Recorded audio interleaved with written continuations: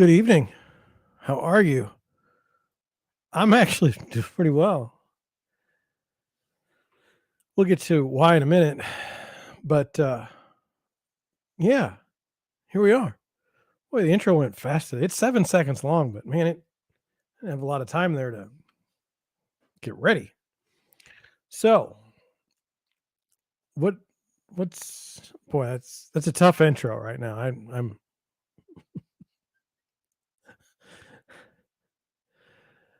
uh so I don't know where you guys are, but in St. Louis, it was like 25 degrees for the past week. Unseasonably cold. And then now today it was like 50, but, like, once you get that initial chill, like, it's like, I'm cold. I've got a sweatshirt on tonight, and I'm not ashamed. I caught a chill today, and it's just not going away. We've got lots to talk about tonight. I don't know how it's gonna I mean, even my voice is different tonight. It's so strange. Um, so much to talk about. I don't know where to start. I'm gonna go over the rundown here. We're gonna talk about obviously mortgage rates. We'll always talk about that. We're gonna talk about we're gonna have a kitchen sewer update. That's pretty exciting. We're gonna talk about the difference in association management companies that I've personally experienced within the past month. You know, like a condo board or a third party management company. We'll talk about that. We'll ask the question: what if the algorithm is wrong? I say that because I've been seeing some things lately, and I'm like, this might explain this, or this might explain that. We'll get to that, and then we'll talk about the Corcoran Global Living CEO being accused of fraud.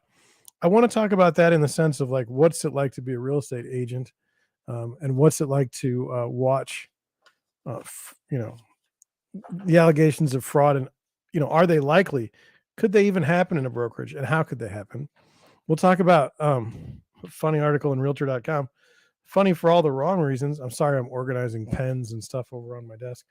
Um, Funny for all the wrong reasons being the market has changed. And so now you're going to see all these stories about um, sellers, and it's going to be like how bad it is to be a seller.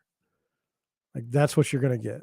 You're going to get sad stories about someone who bought a house and now can't offload it. Like that's the narrative. And I get it, but I just want you to know like that's where we're headed. I could write the story. The stories write themselves in the sense that like I've seen this cycle play out so many times that it's not strange or different or even new. I already know what's going to happen. It's weird. Um, and then finally, if I get to it tonight, and I plan on it, we're going to talk about. Um, there was an article in the Real Deal, which is like a news specific kind of New York, and I think New York and Florida heavy. Um,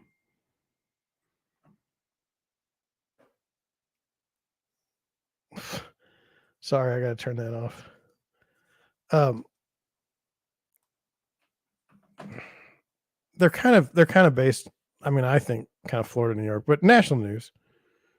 National news. So we'll go over that. I don't normally use the Real Deal, and you'll see why. I'm just looking now. A lot of times their stuff doesn't work for what I'm doing, but it looks okay. It looks okay. So anyway, that's what we're going over. I'm sorry, I'm a little bit scatterbrained. Um, you might be wondering, like, what did you just stumble on? Like, why are you here? Well, the algorithms determine that you might like talking about real estate. You might like someone talking about it and you just watching. You might be chatting. You may like to chat. You may be in our chat and you may like to chat about real estate. But that's what this is. My name is John Schenk, and I am the founder and managing broker of Deerwood Realty in St. Louis, Missouri.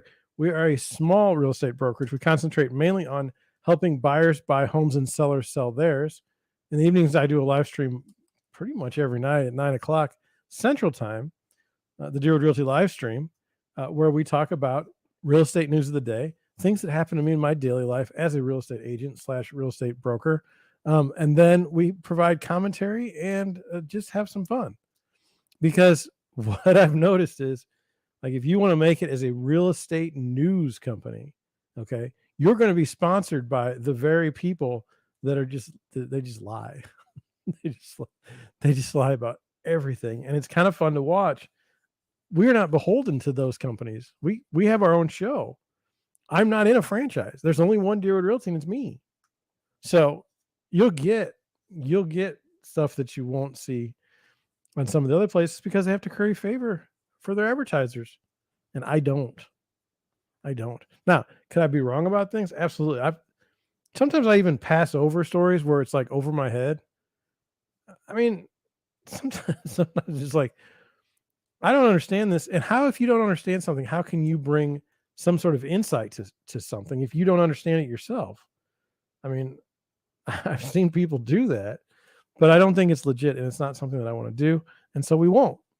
But that's me. I've introduced myself. I've told you what the show will be about tonight. And it's your job just to sit back and listen. You know, maybe you're working on homework. Okay. Maybe you're working on work. Maybe you're at your desk right now saying, man, if I just had a good show about real estate news and topics, I could put that on the background and I could just crank away and just get all this work done and it would be wonderful. Well, I'm that person. You should listen to my show.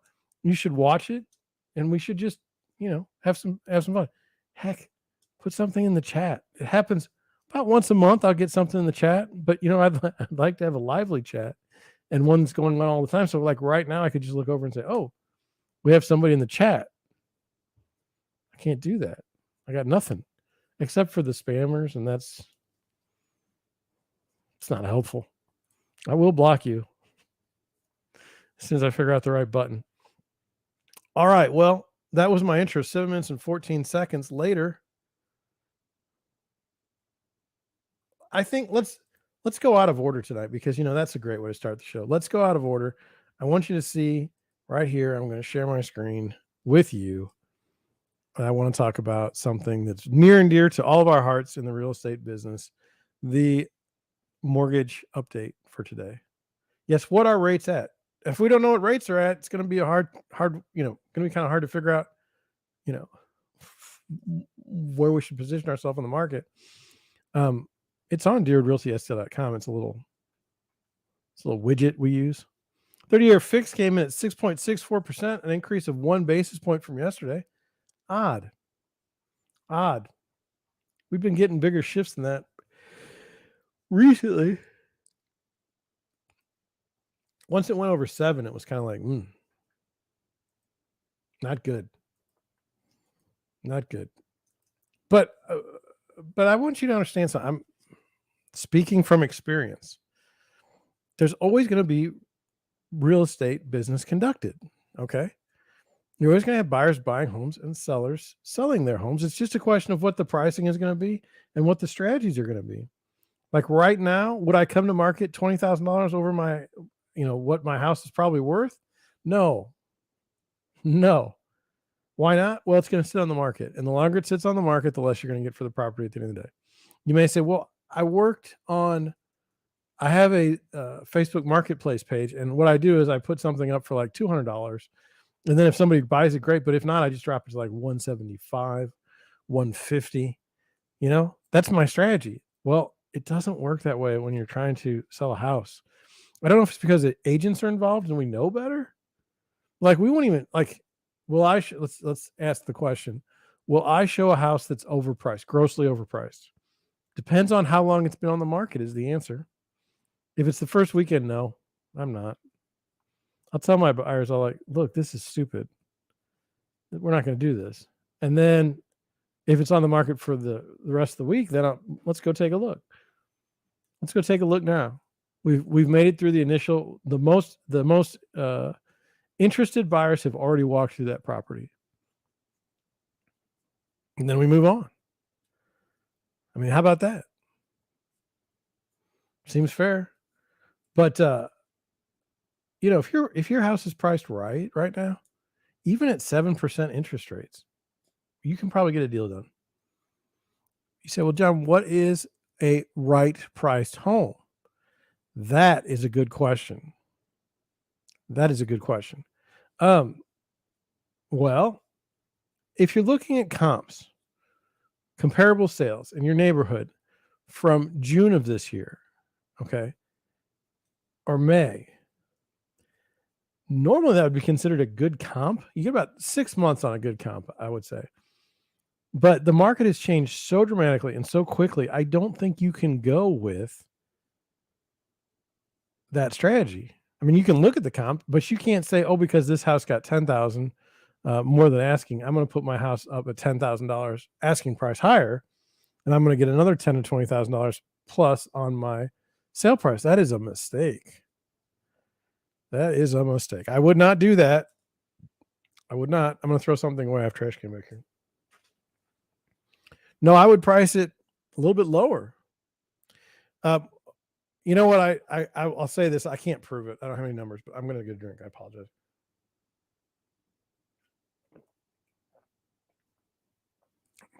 Boy, it seems to me, I could be wrong.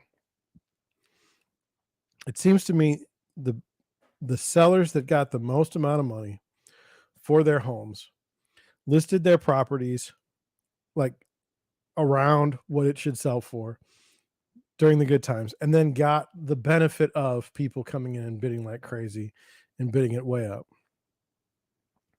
That's what it looked to me.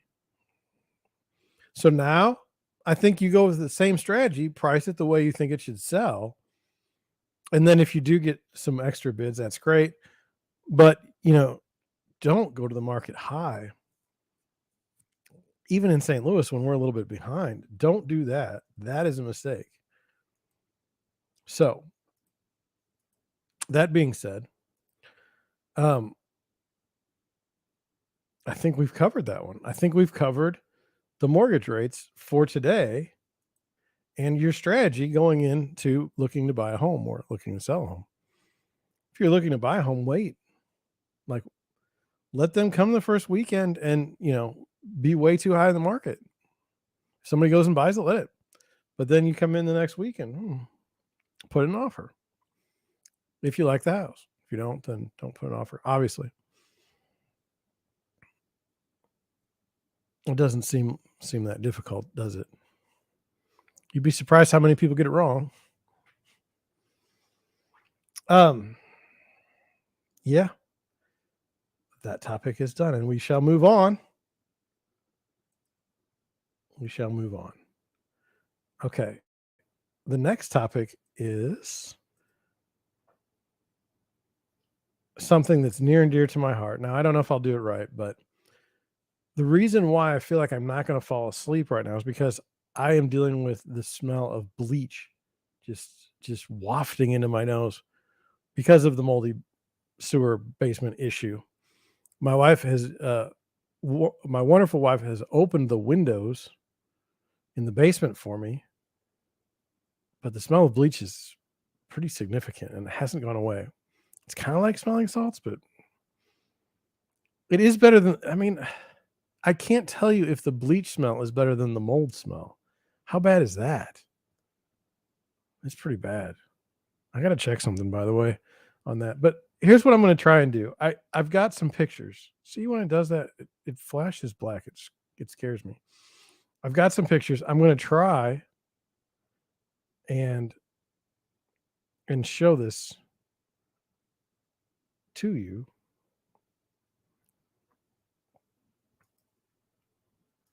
If the Just so you know, if it goes quiet, like if it goes like slow, I apologize. That's not my intent. But I do want to show you. Oh, I went the wrong way. Oh, okay. Oh man. I'm going. I know this is a killer for viewers, but I apologize. Okay. Hmm, not good.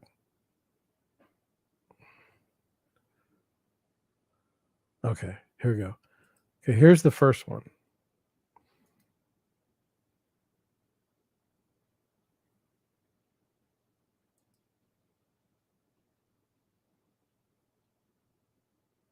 Hmm.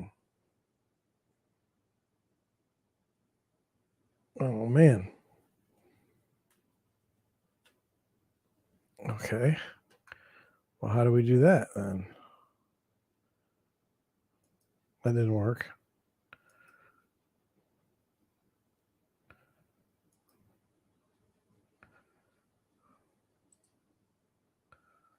I thought it worked yesterday. Oh. Hmm. I'm gonna try something. It's gonna take a minute. I want to try something. Wish me luck. This is no. This is a bad idea.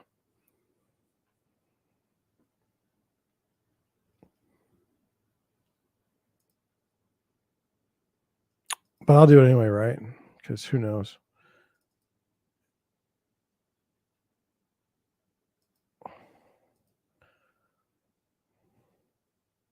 Such a bad idea. I'm using precious real estate. I'm using precious real estate on my.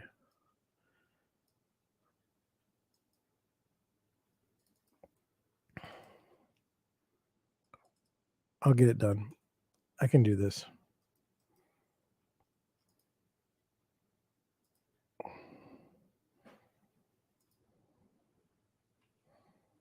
All right. Well, that's one of them, and then we'll go and do another one in a minute. The problem is I didn't have it. I thought I could just show you a movie from my phone, but I can't. And so I apologize in advance. Let's go back to here. Oh shoot, can't even do that. One's almost done, and then I'll go to a different one, okay? And I apologize in advance. Okay. One's done, and now we're gonna go to another one. See how fast it was?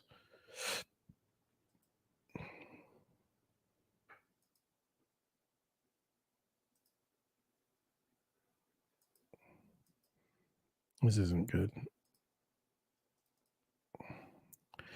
Okay. We can do this. Here we go.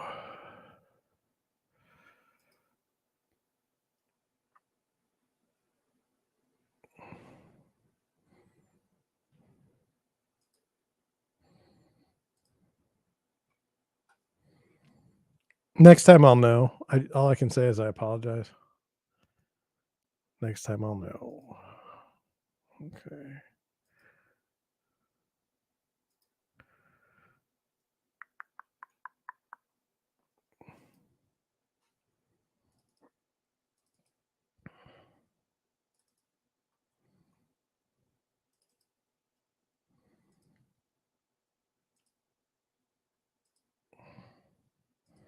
Okay. All right, let that set for a second. But anyway, let's talk about what's going on in the basement. Today I was able to move all the furniture out of the room, kind of at least move it around, and then what wasn't going to work, moved it out. I was able to take off all the baseboards without breaking any.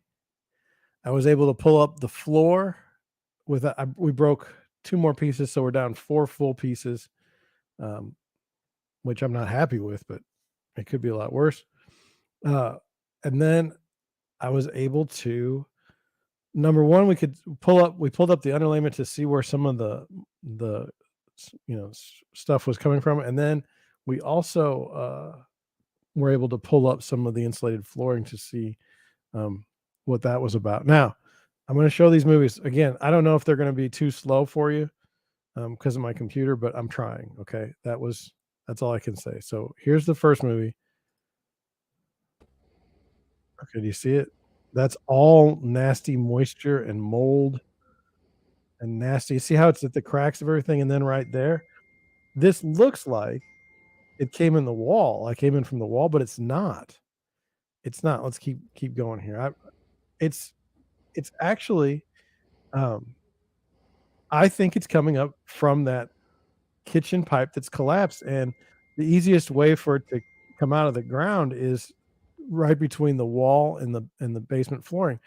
In your house, the basement floor isn't poured at the beginning because the first they dig the foundation, then they put in the plumbing, and then they put in the floor. And so it's quite possible. I think I'm right. I don't think that this is moisture coming from outside. If it were moisture coming from outside, to me, this whole thing would be wet. Okay. The whole thing. And you can see like right there, it's not. You can see right there, it's not. You can see along there, it is, but right in that corner, it's not. And along this whole wall, it's not. And understand that this wall right here is insulated by the tape. That wall is insulated with closed cell foam insulation. The amount of water that would have to come through the closed cell foam insulation is not, there's no way. There's no way. And so I think we have found our culprit. But anyway, here's the flooring. I can't point to it, I guess, because it doesn't work right. But anyway, there's the flooring. You can see it's on the bottom left-hand side. Then there's the underlayment, which did a fine job of keeping, the moisture from coming onto the floor. We're going to be able to save all of our luxury vinyl plank flooring, or at least enough of it I have some extra, and so we'll be able to do that. I also have enough of the insulated paneling, so I can put that back down.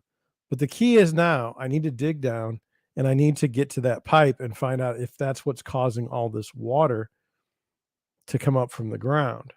Now, I will say this. I have dug into the basement flooring before. It's not new. I know. And when I was down there last, it was probably 7 or 8 years ago. I was a much younger person.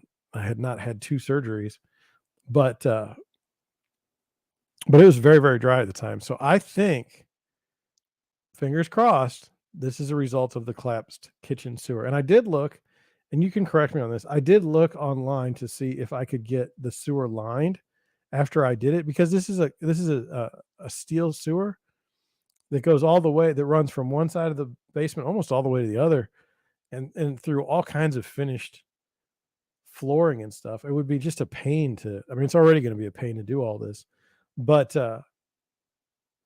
it doesn't appear that you can do it on a kitchen drain. It's not wide enough. You need to be at like 3 inches. And so I'm just going to fix the spot that's collapsed. I'm not happy about it, but that's what I'm going to do. And we'll just see what happens. I don't know why it collapsed. I don't know if the pipe is so old. I don't know what's going on. I don't know if it's, and by the way, I don't even know if the pipe is clogged after that. I have no idea. So anyway, that's what I got pretty far, you have to admit. And then I have another one. I'm going to remove that, and then I'm going to show you what I got done. And this is what I got done. Okay. I'm going to turn that down just in case. So see, I've pulled up. See the insulated floors pulled up, and that's what it looks like. I know it's not a long video, but I've pulled up all the stuff that was really, really wet and nasty and black. Now I still have work to do. Okay. No question. But what we did do is, like, that mold smell was terrible.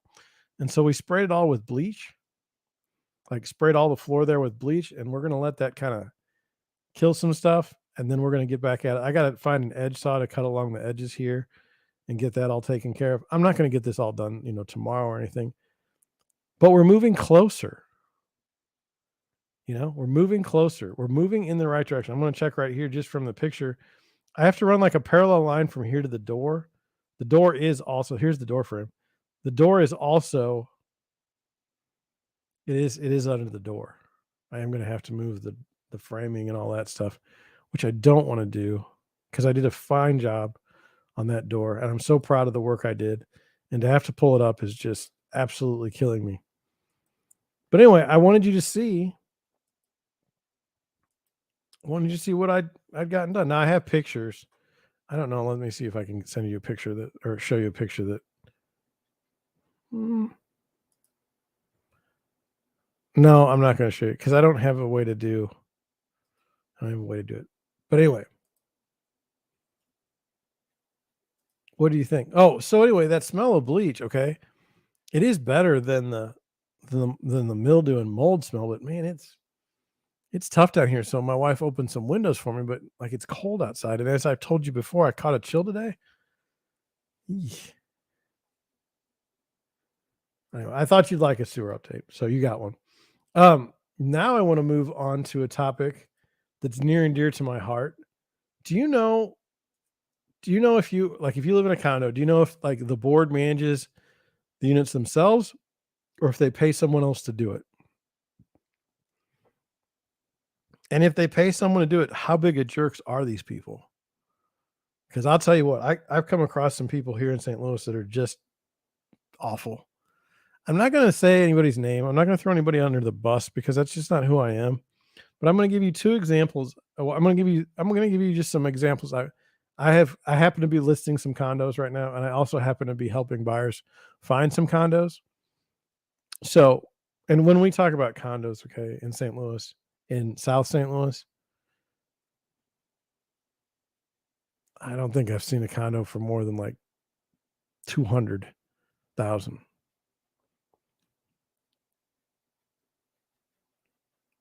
It just doesn't happen. It just, and you may say, John, that is a ridiculous price for a condo, like a townhouse. It's like not in South County.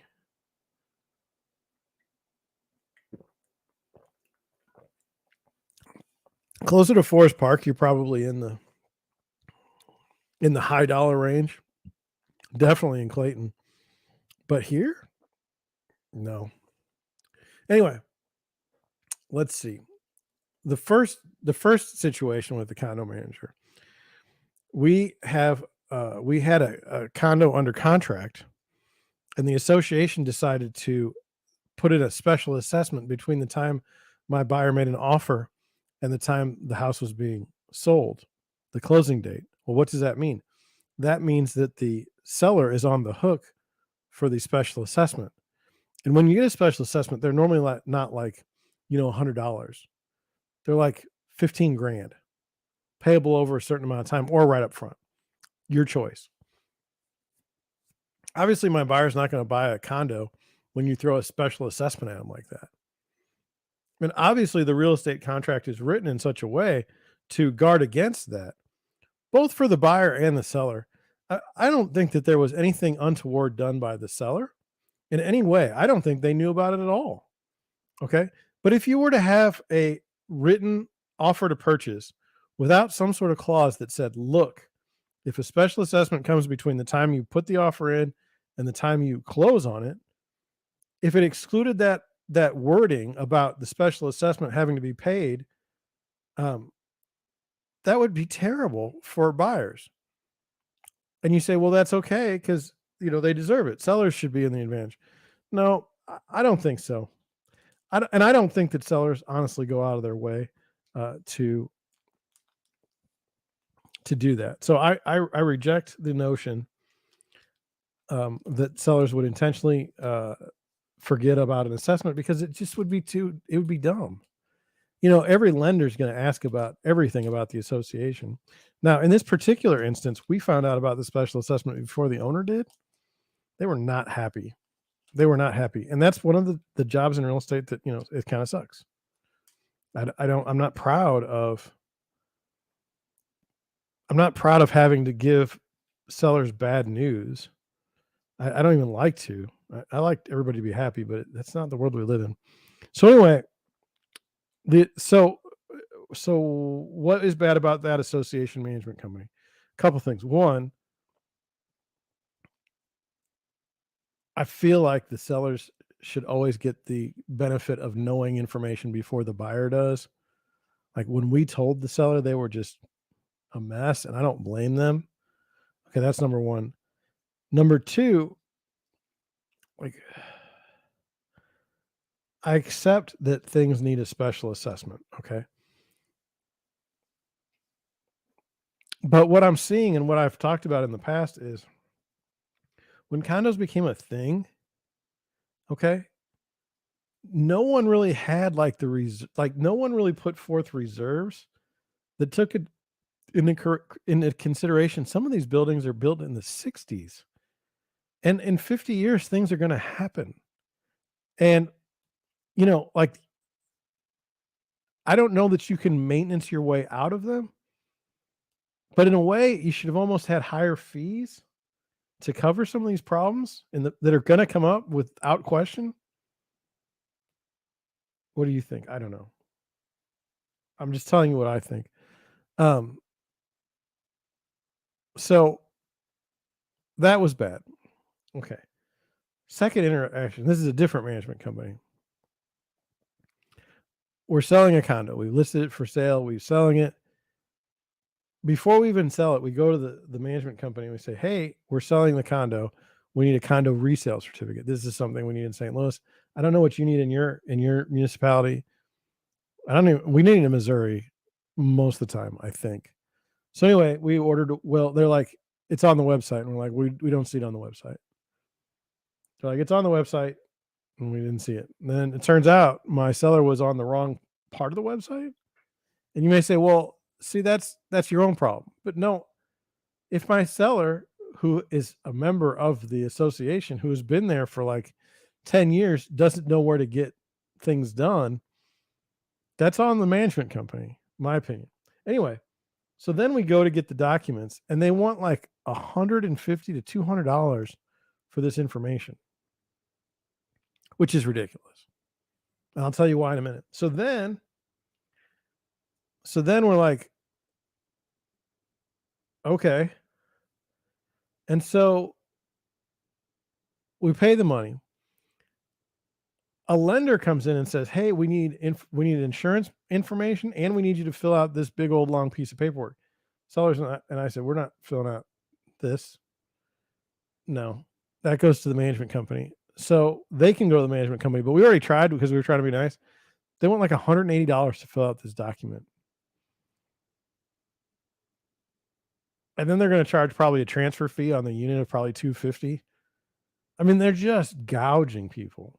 And here's why I believe that's true. Dealing with a different management company on the sale of another condo. Seller goes, hey, can we get these? We're trying to get something FHA. Can you fill out these documents and get that done for me? They're like, sure. Within 20 minutes, they had the documents done and back to us. Oh, we asked for the resale documents too. They're like, okay, what's the address? Sent them the address, done. No fees. I think there's a transfer fee for the condo if someone buys it, but who cares? You know what I'm saying? Like, who cares? I don't mind that. And I understand. I don't think that it's free to fill out documents. I mean, it takes someone time, but the amount of money they're charging just for this stuff, and then the treatment that they're giving their sellers on some of these, terrible. And what's interesting is like sellers will say, "Well, John, well, sellers and buyers, John, isn't this information shouldn't the lender get that? Shouldn't it be on the closing statements?" Some lenders do. Some lenders do get the information. Some lenders don't. So as a real estate agent, your job is to get a deal done. Like you have to do whatever you need to do.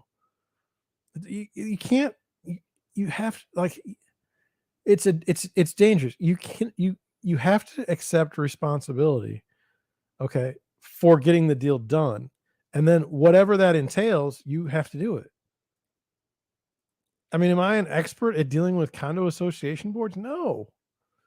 But if I need to get something done, I'll figure it out. Whatever needs to get done to get the deal done, that's what you do. Your bias should be getting a deal done. And you say, well, that's not good for the buyer or the seller. You should want to, obstruct and keep the deal from happening. Not when your pay depends on it. You say, well, that keeps buyers from making the right choices and buying a home. Don't give me that. Don't give me that. We didn't put an offer on the house just for you to walk away.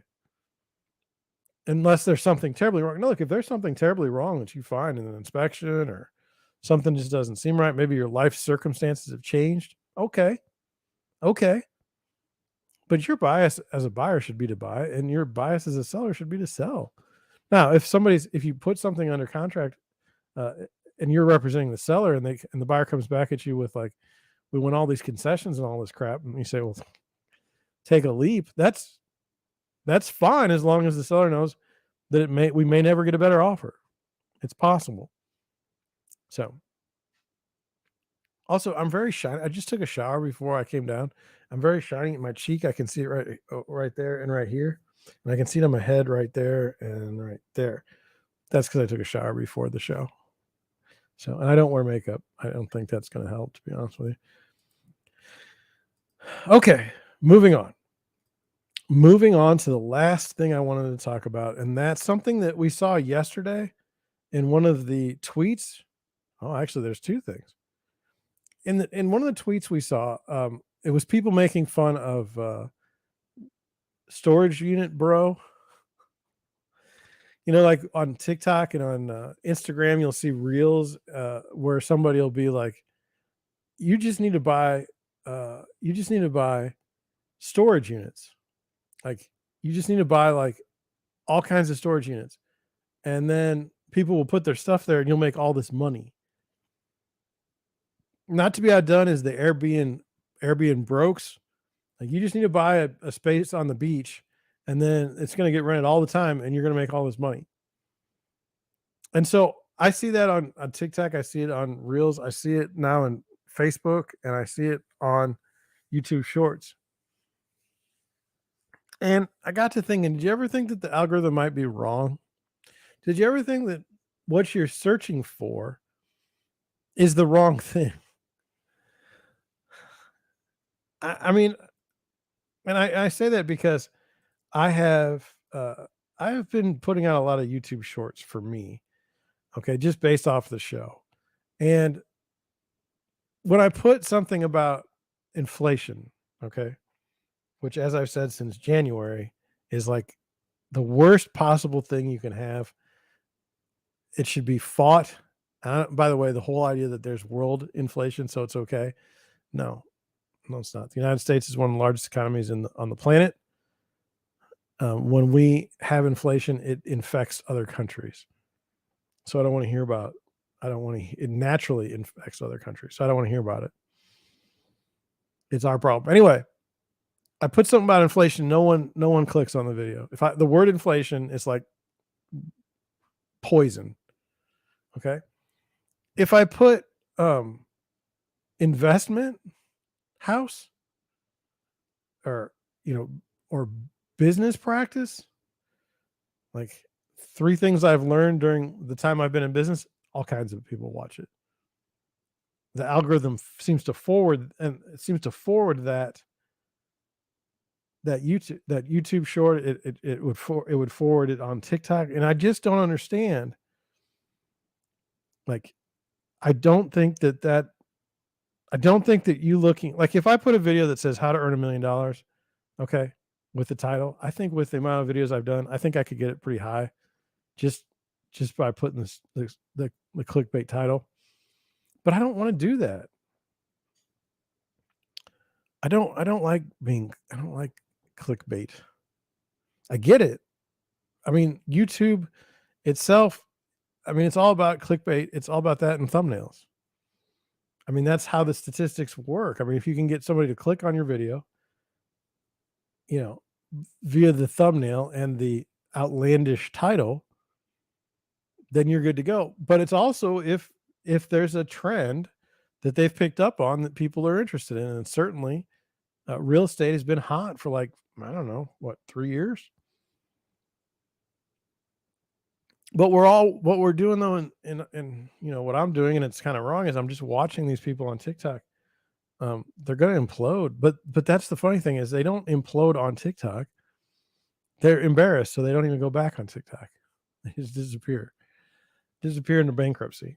So what am I saying? What's the bottom line? If you like me and my show, then you should watch it because you like me and my show.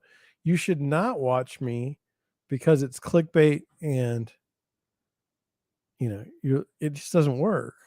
And you like my thumbnail. My thumbnails, they're pretty good. I'm not gonna lie. Sometimes they suck, but I mean, that's true with everything. Sometimes my live streams suck. There's 2 points in this live stream. Oh my gosh. Congratulations. I'm going to go with Tech Voff. I'm showing it. Look at that. Look at that. And you know what? Good for you. Good for you. I'm excited for you. Um, I, like I said, I don't know about this. I don't know, like, why you should buy a house or why you shouldn't buy a house. And then, 10 reasons why. And it just, mm, mm. Let's go see some tweets. Okay. Ready? Here we go. Let me figure out how to do that. Here we go. Bam. This is the first one. This is out of Canada. Okay. It says the economy is so strong that it's collapsing because people can't get multi-decade loans for free. Actually, it's from Florida. Think about that. The economy is so strong that it's collapsing because people can't get multi-decade loans for free. That is a problem. I would ask how that's exactly what I was going to ask is, hey, how are you financing this thing? Are you anticipating refinancing your mortgage? So your VA, you're at 6.07%, 2-to-1 buy down, 4.2 for the first year. It's not bad. I've always said if you could be around 5.5% on a mortgage, it's not great, but it's not terrible. Where we've been going is 7%. People have talked we're going to have to increase the borrowing rate to 10%. It's going to crush everything. So anyway, thank you very much for that. I'll put it on the thing just so people can see it. If there's anybody watching, hell, I don't know. All right, now we're going to be done with that. Now we're going to go. So we'll go to the next one. Now, this was out of Canada. I thought this was kind of interesting. She writes, 3 out of my 5 buyers are having financing issues, which makes this process a lot more stressful for them. Now, I don't understand that. And the reason why I don't understand that is because if you're pre-approved for a mortgage, okay, and you've gone through the process, you should be able to close. Like, so how is is she defining a buyer as someone that's got a house under contract and now waiting to close? Or is she talking about just her buyers as like a pool of people that she knows that are considering buying a house, sometime? I have no idea. So I have not experienced that with the definition of my buyers are people that will buy at some point in time and are just watching the market, and I'll show them houses from time to time when they're interested. I don't try to pressure people into buying a house if they're not comfortable. So I just let them take their time. So 3 of 5 of my buyers are having financing. So I don't understand that. I was working with a client earlier last week, and right now, we tried to get an FHA condo. It's not going to happen. So they're going to they still have a job. It seems like their job's recession proof. They're going to do some work on their credit, and I think that they're going to be back in shape. Well, yes, guy, I get it. The guys will brag at work about their loans. Okay. That's true. But no one believes right now, no one believes that it's going to stay. These interest rates are going to stay this high. At some point in time, the Fed's going to have to pivot and start trying to stimulate the economy. It may not happen this year, but hopefully you expect. I mean, if you're at a VA, that should be fixed. 30 years. I mean, maybe 2 or 3 years, you're going to be able to refinance. That's the play. That's the play. So anyway, this one here, Danielle Levy, it's just not enough for me to know about. So we'll move on here to Darth Powell. This is also in Canada. And so it says nearly every borrower who took out a fixed payment variable mortgage between May of 2020 and July of 22 now owes more in interest than their monthly fixed payment. Which is why we don't do adjustable rate mortgages. Like if you can't afford a mortgage, okay, don't get a variable rate mortgage. That's a terrible idea, especially when you had to have some clue that rates were going to rise. I mean, unless you were living under a rock. So that was just I had a lender that said, well, I had a lender that I'm friends with, and he started telling my buyers, uh, like, "Oh, we'll just do we'll just do you know, a variable rate mortgage," or I forgot the word now because I'm thinking about 4 things. But I was like, "What are you doing? What are you doing? These are my clients. They're how I make money. You should not be giving them crappy advice." Do not. I said, "What is this?" And he's like, "Well, it helps them get into a house." I'm like, "I don't want them into a house with that kind of shaky financing when we know what's going to happen. Don't do that. Rates are going to go up and they're not going to be able to pay for their house." Bad idea. Moving on. Ryan Lundquist. Now he's an appraiser, and he writes, "I visited a property recently with potent pet odor, and I have to objectively discuss that in the appraisal. I love pets, but it often doesn't end well with a dozen animals living inside. In this case, I'll need to consider the replacement cost for flooring throughout too." Interesting. Interesting. Um, I do think that smells matter. Smells really matter. And let me. This is just my experience. Okay, if you go to a house, okay, like I'm the agent, and I had this happen just recently. I go to a house, somebody calls me and says, "Would you please kind of look over my house, tell me the changes I need to make before we list this house for sale?" I walked in the house and it smelled, and I don't know what the smell was, but I didn't like it, and it wasn't a good smell. And I said, "This house stinks." Now that was not good salesmanship on my part. I should have waited and been more less direct. I should have been less direct. But the house smelled, and I needed to tell them that because I'm telling you, if a house here's some of the things that like I look out for. If I smell like mildew and mold, I'm gonna say something. If I go downstairs and somebody's put down carpet in the basement, yeah, and I smell it, your carpet can be dry, but it can also be full of mildew and nasty. That's gonna cause a smell, and you're so used to it, you're not gonna know. During the rotavirus, we all had masks on when we were in these houses, and some of it was being I wasn't able to use my nose. I mean, I've got a pretty good sized nose. I wasn't able to use it for its purpose of finding mildew and mold in nasty basements. Um, but there's also another twist on that. If you go to a house and they've used the Glade plugins with the vanilla scent, okay, that's terrible, terrible, terrible, because now they're trying to cover up the mildew smell. Not good. This one here is about pets. I don't know. This it doesn't make perfect sense to me because this is an appraisal after the case. I'm guessing after a purchase, uh, you know, after a contract has been accepted. I'm guessing.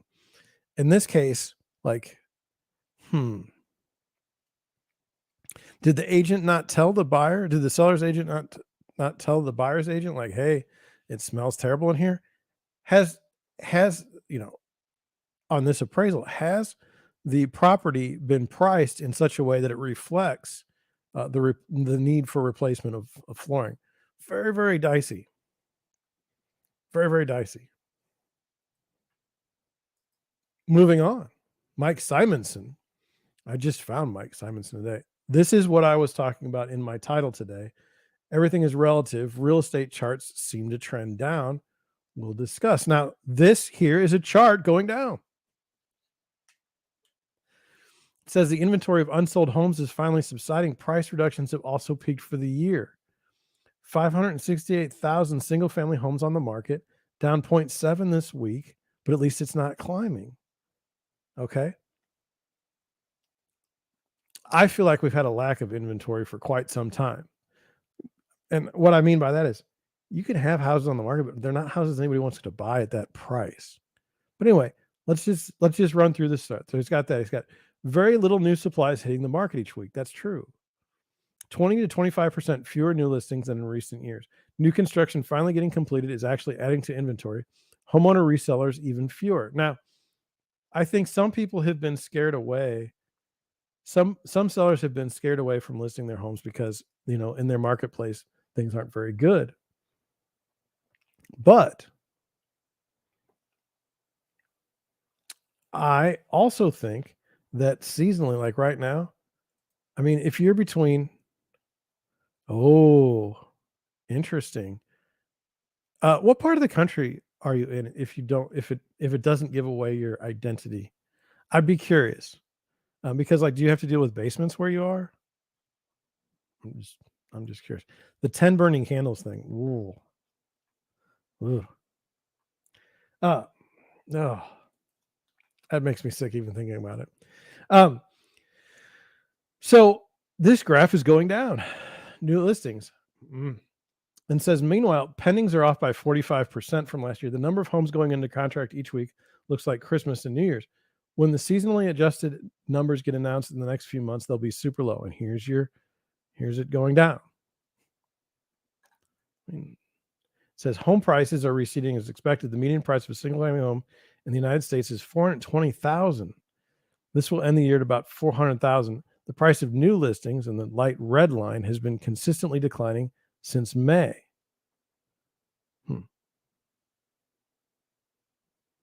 Okay. I mean, this chart's going up, but see, it always kind of goes over. So I don't know. Price reductions peaked at 43.2% of the market, a tiny fraction fewer than last week.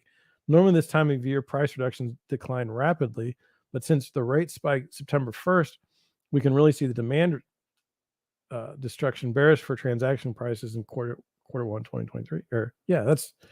I think that's likely. Northern Virginia, so very, very hot market for like, at least for the summer. So how many houses did you go to?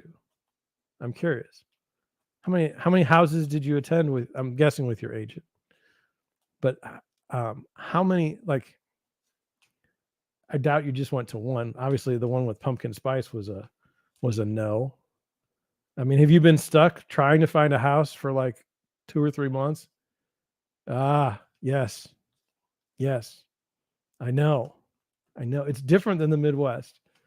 So, oh, this is fun. Thank you for coming on tonight and chatting with me. It makes it so much better. Anyway, it says inventory is finally declining for the winter. It always declines in the winter. The U.S. housing market is finally winding up its crazy year. 2023 is setting up to be still quite slow. And then you go to his research.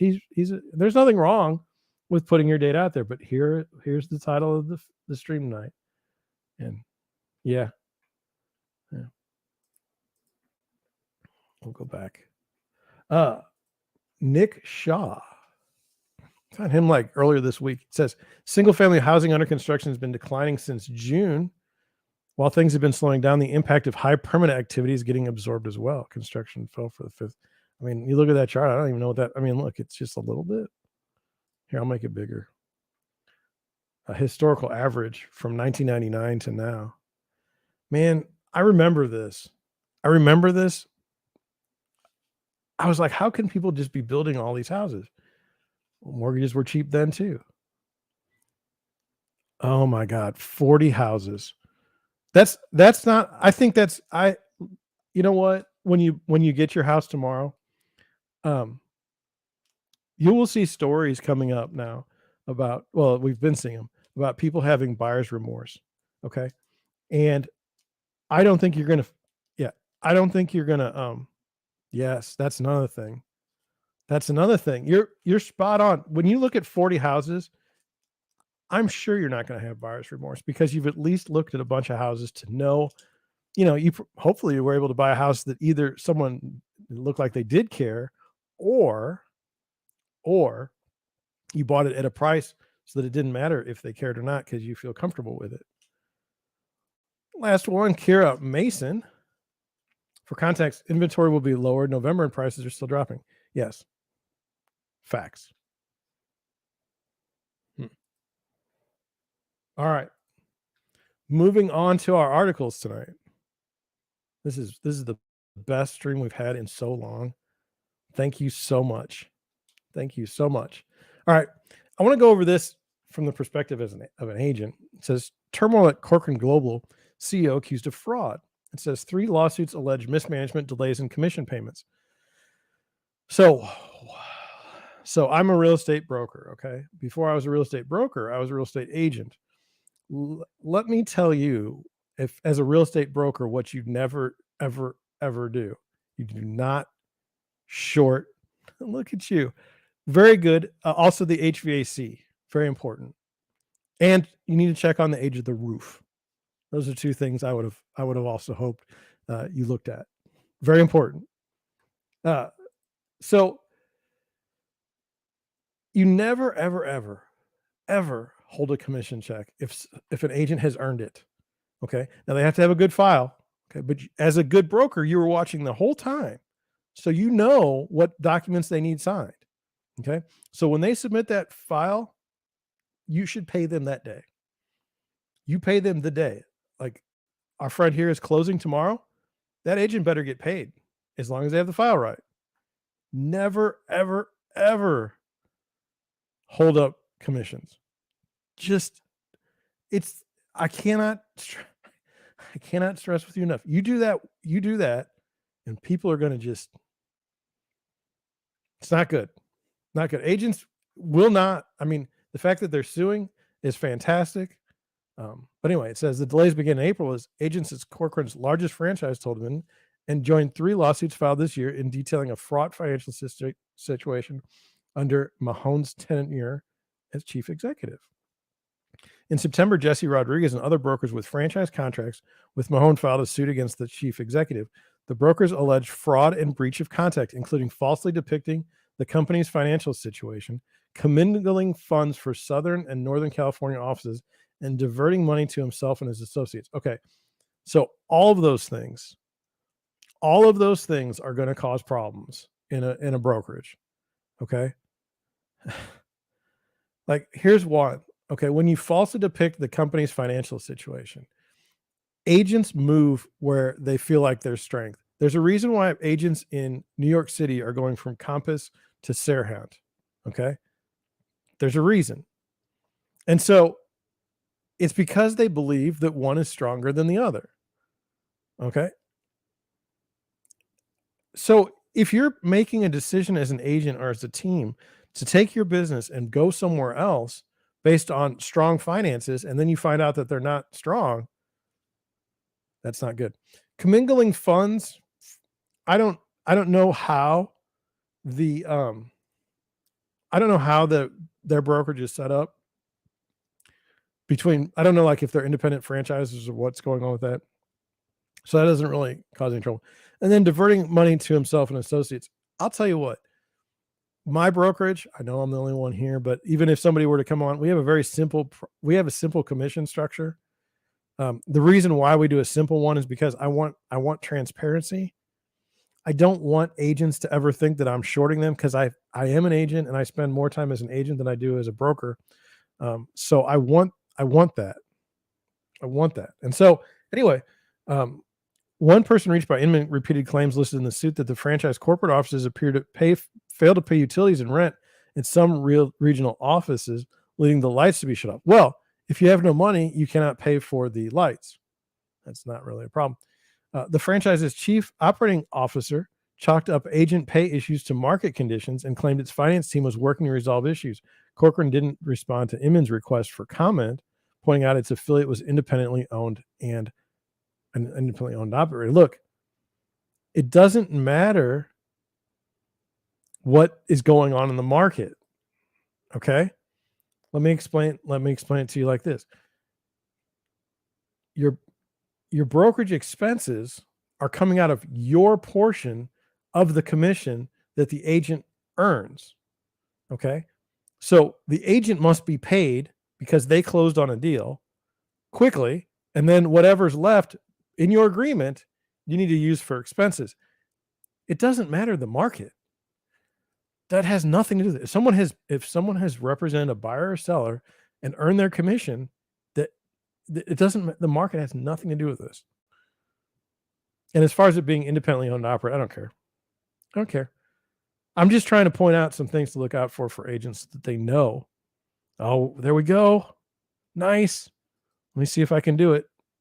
Oh, we just blocked the user.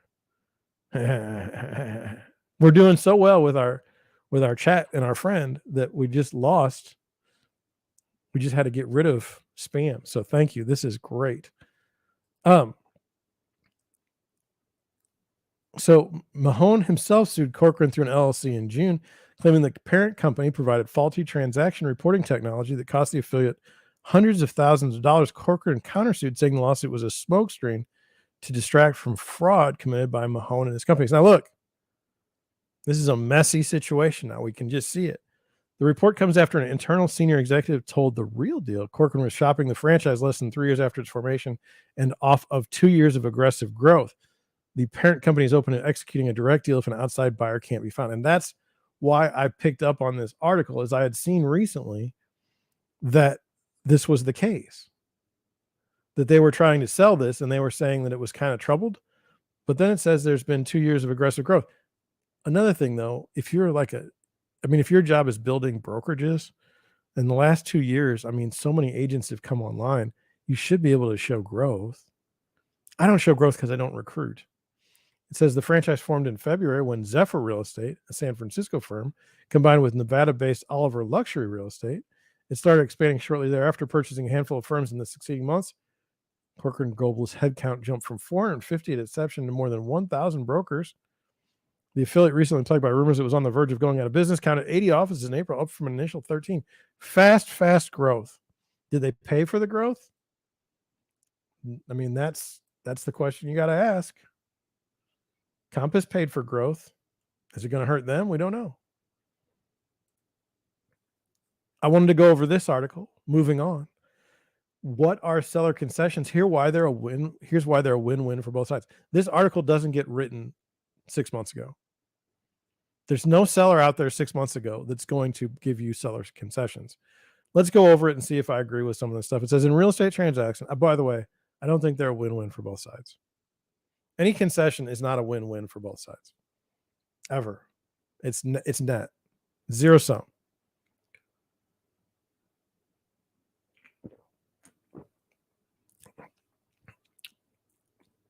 In a real estate transaction, both the buyer and the seller are looking to maximize their bottom line. This means navigating the highs and lows of the real estate market and strategizing ways to improve the terms of the deal on the table. Okay, that's an interesting way to start. One type of incentive that buyers and sellers can use is called seller concessions. Now, again, I don't think of that as a good thing. Seller concessions occur when a seller agrees to cover the cost of things the buyer usually pays for, such as closing costs, title searches, property appraisals, and other fees. Sellers can offer to pay for repairs should the home inspection reveal that they're necessary. Well, that is a seller concession. There is no question about that. It's also been that way for 50 years and nothing new. Now, closing costs, title searches, property appraisals, and other fees are specific to your market and usually customary. So, for example, in Minnesota, the seller will pay the title costs normally, but here in St. Louis, the buyer pays title costs. It's just kind of the way it is. Seller concessions all have the same goal: to sweeten the deal for a prospective buyer who is on the fence about committing to a purchase. What? Seller concessions all have the same to sweeten the deal for a prospective buyer who is on the fence about committing to a purchase. That's not true. Says Martin Orifice, CEO. I'm going with Orifice. I don't know what his name really is, how to pronounce it. CEO of Rent-to-Own Labs in Orlando, Florida. This is a weird article. Read on for a primer on seller concessions, how they work, and how both buyers and sellers can use them to their advantage under current market conditions. How do seller concessions work? Seller concessions can be introduced at any point in the home buying process. They typically surface during negotiations, but also be advertised directly on listing before the property goes under contract. Well, yeah. So, for instance, it's not uncommon to see seller is paying a $2,000 credit for the flooring. Because like we saw, the pet destroyed the flooring. That would be totally not unusual. And the reason why they're doing that is because They don't want to do it themselves, and they recognize that the floor is a mess. Now, I would not do that. I would always lower the asking price of the property to reflect issues with the property. If I had my way, sometimes I don't. It says in many cases, seller concessions don't even involve an actual change of money. Instead, the amount that the seller will contribute to closing costs or other transaction expenses will be adjusted before closing date. Well, they're saying that in the sales proceeds, you don't actually pay, you don't actually bring anything to pay, but you're still paying it.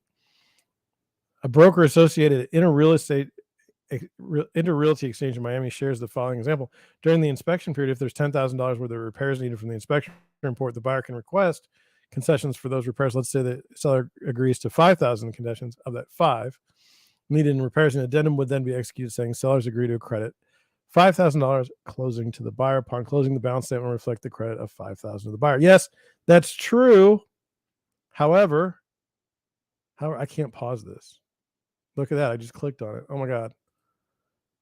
Terrible. And now it's paused. It says,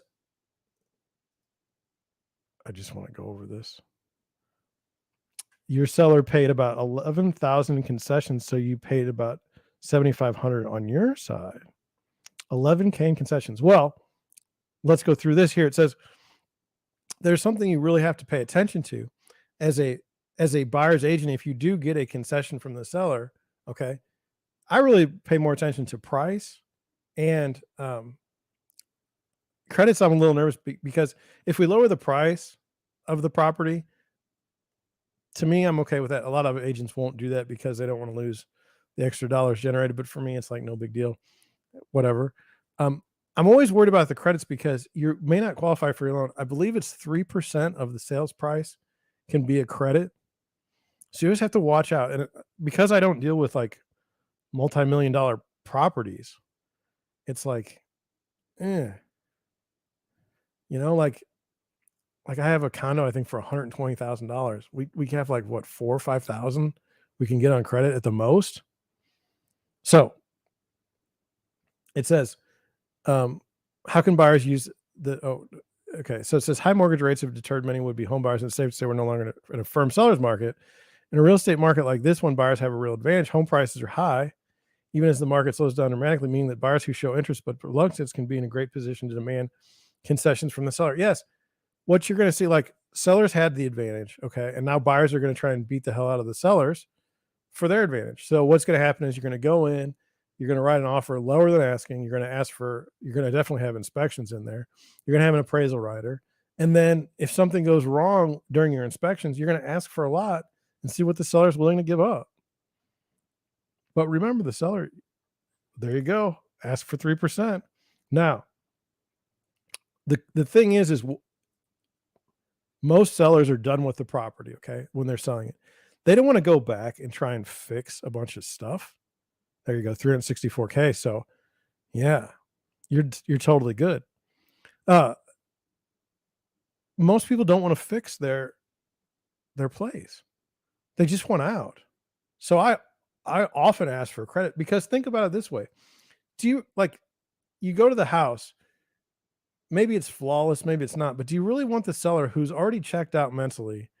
Do you really want them fixing the house? Like they're out. They want to get out. They're going to hire the cheapest person they possibly can to fix those things. And you may say, well, we can put in there that it must be a qualified, insured and reputable contractor. But really, the power you have is very small. Credit is the way to go on that. That to me isn't really, I mean, it's a concession, but I don't think of it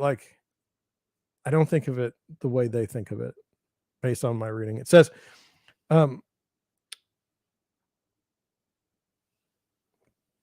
this is what I don't. And while seller concessions do tend to benefit buyers financially, they're a boon for sellers too.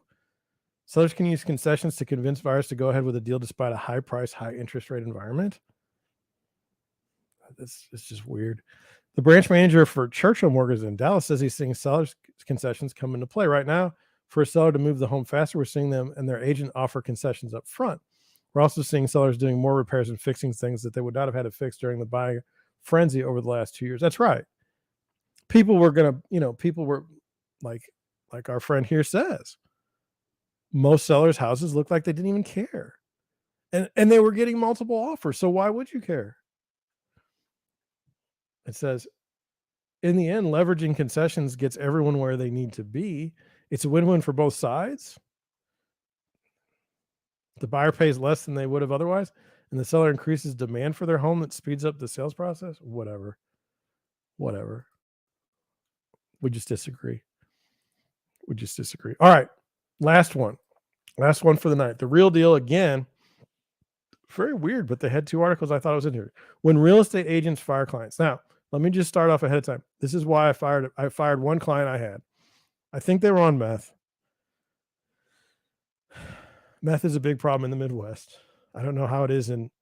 Yes, that's exactly true. All houses are money pits. It's just a matter of not if, but when. Exactly. It's a question of, you know, if you saw earlier, my sewer's a mess right now. My kitchen sewer's in my own house. And if it can happen to a real estate agent, it can happen to anybody. So the only time I ever fired a client was, I think the lady was on drugs. She said she had a pre-approval. I talked to the mortgage guy that was supposed to have the pre-approval. He was a straight shooter, and he's like, "This woman is nuts, and I think she's on drugs." And you say, "Well, John, being on drugs shouldn't keep someone from buying a house." Okay, okay, um, fine, but you got to be qualified to buy a house. Like that was her problem. She had no money, and like, you know, I sh- I I c- I could not, in good conscience, write up an offer for this woman for a house that she couldn't possibly afford, based on the lender telling me that he couldn't give her a pre-approval, and there's no way. And I was like, look, and then she was going to find like a friend that was going to have the cash. It just got. I couldn't do it. I had to fire her. I wasn't happy about it. Let's see what happens with other people. Like I do have buyers, okay, that think I'm going to fire them. And here's how that works out. They think that, like, I try to run a brokerage and try to treat people like I'd like to be treated, okay? And so I don't want to pressure people into buying a house. I'm not one of those people that says you got to go buy, you got to go buy, you got to go buy. So on the buy side, I set up my searches for you. This is what's in the marketplace. I try to educate my buyers over time. I don't try to throw everything at them at once. We go look at houses, I point out some things, and we just get into a flow. Sometimes that works out great. Other times the market's not right. The sales cycle for me could be multiple years between the time I meet someone and the time they actually buy a house. That's the way it is. And it doesn't hurt my feelings. Some brokerages are spending so much on leads, okay? Many thousands of dollars a month, okay? They have to close. They have to close deals or they're going to go under. And so, you happen to look at a house on Zillow and call the first agent, and for some reason the actual listing agent doesn't have that listing, but Zillow puts the top person up there that paid. You call them, they're going to be on you. They're going to call you every 5 minutes. They're going to email you. They're going to be your bestest bestie because they've got to get a deal closed, and they know it's a game of numbers. So like, you're one in like 30. So you will be hassled in that situation.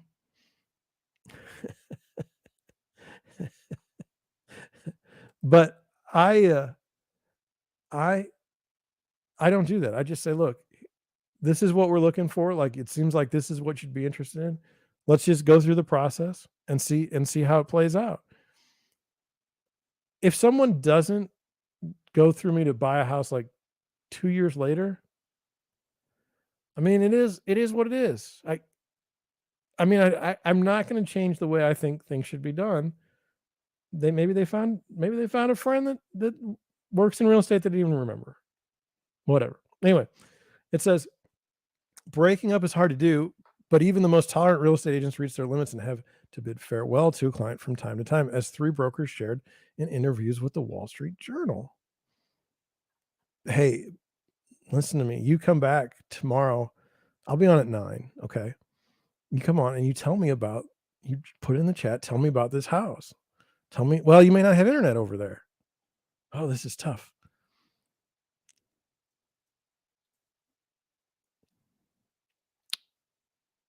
Oh, oh, yes. So if you go to the title company, you have to have two things. I tell my buyers this all the time. You have to have the cashier's check, and you have to have your ID. You have to have the ID. That is terrible. Oh, now my heart hurts. But anyway, let's get back. So Compass agent, this is, by the way, this is a way, if you're a real estate agent, you need to get like traffic to your website, you need to get leads. So you get yourself in articles, okay, like the Wall Street Journal. Then you get your name out there. I've never been asked, and I probably won't ever be asked. And I'll probably have a stupid quote that I'll make fun of later on our live stream. It says, she initially leaned into her client's mysticism, which included breaking out crystals during tours, but the client took her spirituality a bit too far when she attempted to channel ghosts into a West Broadway loft. I had to end the tour and the relationship there. I would have, I mean, it's cool if you want to have crystals and stuff, but I don't know. Channeling ghosts is it's just kind of weird. It seems like you're wasting my time. Michael Holt also comes said his first ever listing to sell went south after he found out his client had run a Ponzi scheme in the past. He always wore a suit with an American flag pin, huge pink sunglasses, and big black shoes. He called himself Gordon Gecko after the character in the 80s film and the deal. Kingpin. The situation got worse as he wound up paying to have the Kingpin's apartment cleaned while simultaneously dealing with his client making advances on female buyers. Yee. Yee. Still, Holt stuck with it through the sale and began helping his client look for an apartment. The client's behavior, including flirtations and making unwanted demands, got to be too much, however, so Holt bid him farewell. Was this a woman? I didn't even look. Michael Holt. So he was getting, I don't know. This is weird. Interesting. Ashley Farrell, a real estate agent from the Corcoran Group, said she was the target of unwanted late night sexual emails from the husband of a family she was helping put their Hamptons home on the market. Oh, oh, oh. He also became nasty about my exclusive listing agreement, threatening to work with another broker if I didn't give in to all of his unreasonable contract demands.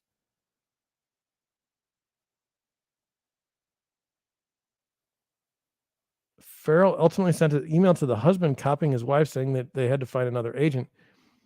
She said she long wondered about the fight that Shirley ensured afterwards. What I do know is that when they ultimately listed, it was a middle-aged male. I've got that going for me.